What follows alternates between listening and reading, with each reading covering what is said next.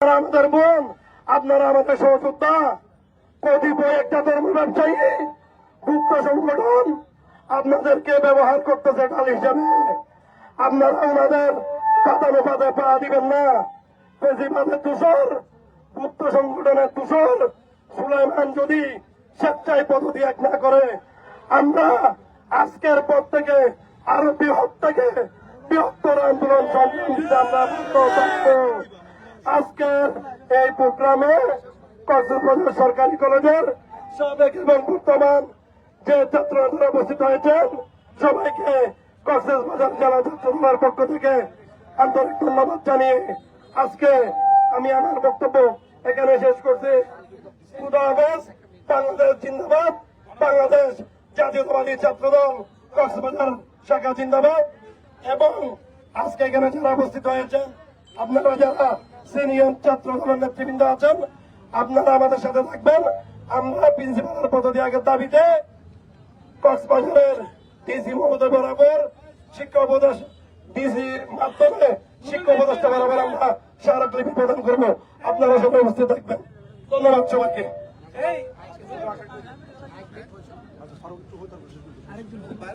বিসমিল্লাহির রহমানির রহিম।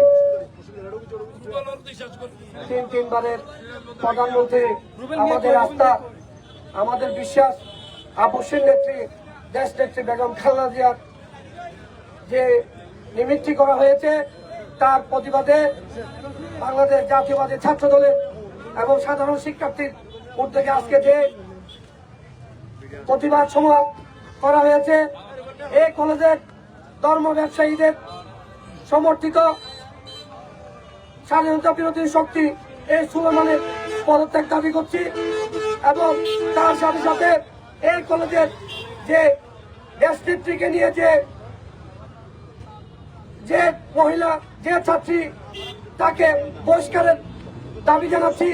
অবিলম্বে যদি এই অধ্যক্ষ মহোদয়কে যদি এই কক্সবাজার সরকারি কলেজ থেকে যদি পদত্যাগ না করে, আমরা কঠোর আন্দোলনে যাব এবং আন্দোলনের মাধ্যমে তাকে বাধ্য করবো কক্সবাজারে যেন এই পরিবেশ যেন সুন্দর হয়।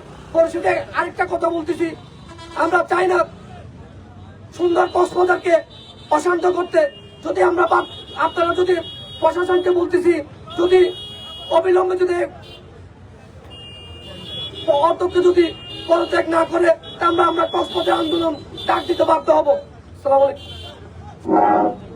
বিসমিল্লাহির রহমানির রহিম। আজকের প্রতিবাদ সমাবেশ থেকে আমি একটা কথা বলতে চাই। আমি কক্সবাজার সরকারি কলেজের যুগ্ম আহ্বায়ক হিসেবে বলতে চাই যে প্রিন্সিপাল স্বাধীনতা বিরোধী সংগঠনের এজেন্ডা বাস্তবায়ন করে, সেই প্রিন্সিপাল এই কক্সবাজার কলেজে থাকতে পারবে না, সাধারণ শিক্ষার্থীর হয়ে থাকতে পারবে না। সেই প্রিন্সিপাল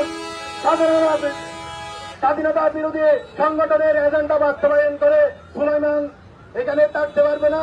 অবিলম্বে এই প্রিন্সিপালের পদত্যাগ দাবি করে আমি সংক্ষিপ্ত বক্তব্য শেষ করছি। আসসালামু আলাইকুম ওয়া রাহমাতুল্লাহ। এখন প্রতিবাদ সমাবেশ সমাপ্ত ঘোষণা করা হলো। আপনারা যারা যেখান থেকে আসছেন সুন্দরভাবে সুশৃঙ্খলভাবে গন্তব্যে ফিরে যান।